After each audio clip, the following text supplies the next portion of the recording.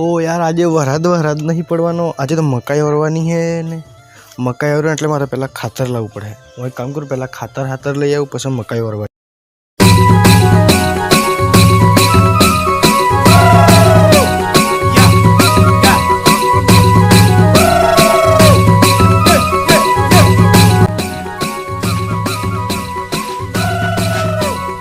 હાટ મકાઈ લઈ આવ્યો હું ને ખાતરે લઈ આવ્યો હું। હવે વરસાદ કમ્પ્લીટ એટલે થોડીક વાર રહીને હવે જો પાણી પી લઉં પછી હું મકાઈ વરવા જો કમ્પ્લીટ। આજે તો મકાઈ વરીશ નાખવી પડે। હા